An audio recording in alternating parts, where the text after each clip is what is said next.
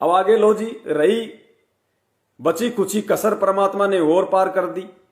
जिन लोगों को थोड़ी बहुत ये मन में वहम था, शंका थी कि भाई कबीर परमात्मा तो 650 साल पहले आए थे, जो दाढ़ी मूंछ वाले परमात्मा थे वो थे भाई कबीर परमात्मा। तो परमात्मा ने उसका भी निबेरा कर दिया कि पुण्यात्माओं, आप जो चित्र देख रहे हैं ये प्रभु का चित्र नहीं है, ऐसा चित्र नहीं है कबीर जी का।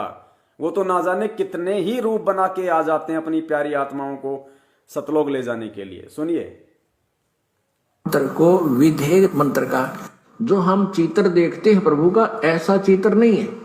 जो हम चित्र देखते हैं प्रभु का ऐसा चित्र नहीं है।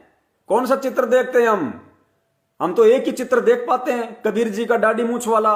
द्वापर वाला चित्र तो है नहीं हमारे पास, ना कोई त्रेता वाला चित्र है, ना कोई सतयुग का चित्र है, कोई चित्र नहीं हमारे पास में। एक कबीर जी की फोटो हम देखते हैं, उसके विषय में परमात्मा कह रहे हैं। सुनो, मंत्र को विधेय मंत्र का, जो हम चित्र देखते हैं प्रभु का ऐसा चित्र नहीं है। वो तो ना जाने कितने स्वरूप है उस मालिक के, वो किसी भी रूप में आकर के अपना ज्ञान बताता है, अपनी प्यारी आत्माओं को अपने चरणों में लगा के भक्ति करवा के सतलोक ले जाता है। बहुत तो ना जाने किसी भी रूप में आके, तो भाई आज आ तो गए, आज संत रामपाल जी के रूप में आ तो गए। ये इशारा कर तो दिया परमात्मा ने। पुण्यात्माओं, चलो आगे समझ में आएगी इस वीडियो में, परमेश्वर दया करें, दास तो ये निवेदन करेगा। आगे देखिए, परमात्मा स्पष्ट कह रहे हैं कि परमात्मा समय समय पे धरती पे प्रकट रहते हैं। बहुत ही पुण्यभागी प्राणियों को यह सत्संग सुनने को प्राप्त होता है। सकल पदार्थ हैं जगमाही, कर्महीन नर पावत नाही। सभी इस संसार के अंदर परमात्मा समय समय पर प्रकट रहते हैं, या अपने कोई संत विशेष को अपनी शक्ति पावर दे करके इस धरातल पर भेजते रहते हैं, ताकि संत की प्रेजेंस इस पृथ्वी पर रहेगी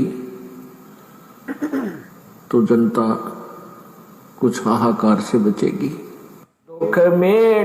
अब देखो पुण्यात्माओं, आपको ये साधारण सा सत्संग लगता होगा, लेकिन ये बहुत गहरा सत्संग है परमात्मा का।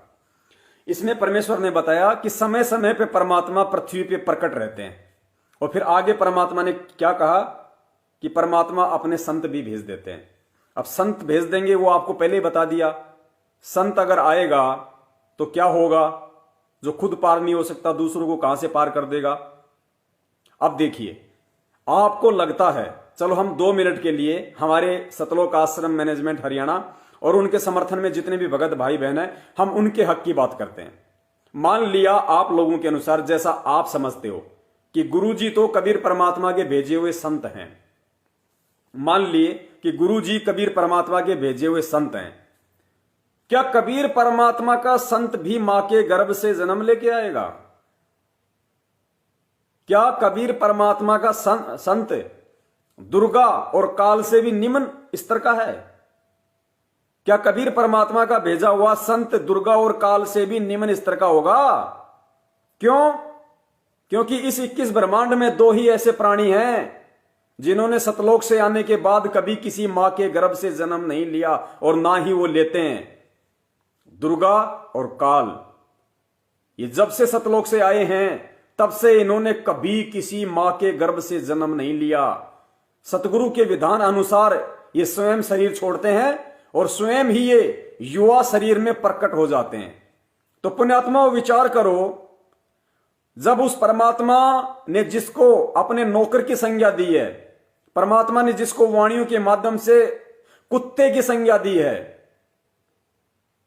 परमात्मा ने अपनी वाणी में कहा है, वाणीदास को ध्यान नहीं आ रही, कि काल जो पीसे पीसना जोरा है पणियार, ये 2 असल मजूर हैं मेरे सतगुरु के दरबार। इस वाणी में इनको मजूर कह के नौकर की संज्ञा दे दी।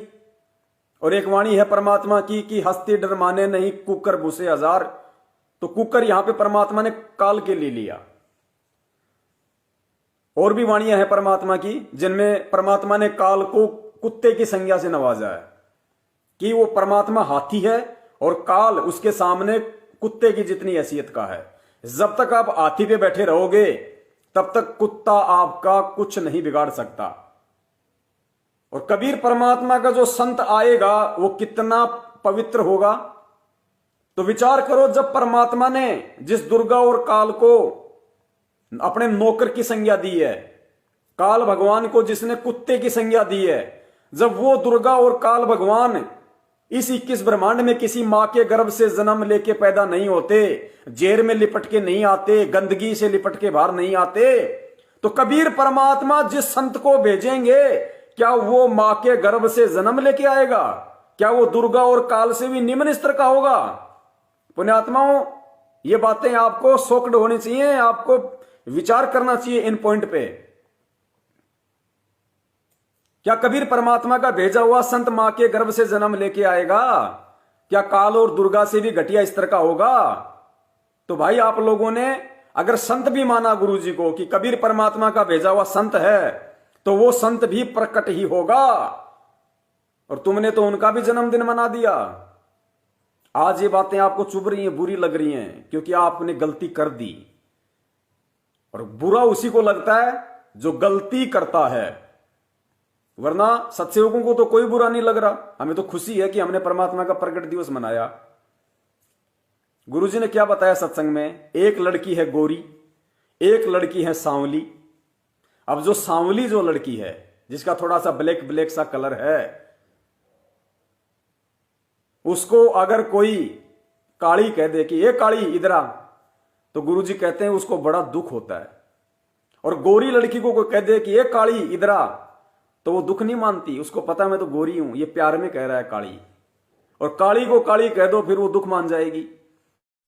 तन मन शीस ईस अपने पे, तन मन शीस ईस अपने पे, पहले में चोट चढ़ावे जब कोई राम भक्त गत पावे हो जी, जब कोई राम भक्त गत पावे हो जी। तन मन शीस ईस अपने पे, तन मन शीस ईस अपने पे, पहले में चोट चढ़ावे जब कोई राम भक्त गत पावे हो जी, जब कोई राम भक्त गत पावे हो जी। भाई सतगुरु तिलक अजप्पा माला, युक्त जटा रखवावे, सतगुरु तिलक अजप्पा माला, युक्त जटा रखवावे।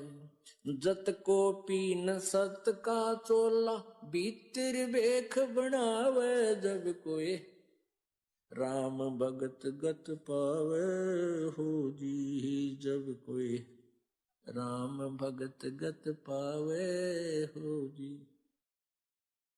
भाई लोक लाज मर्याद जगत की, तरण ज्यों तोड़े बगावे, लोक लाज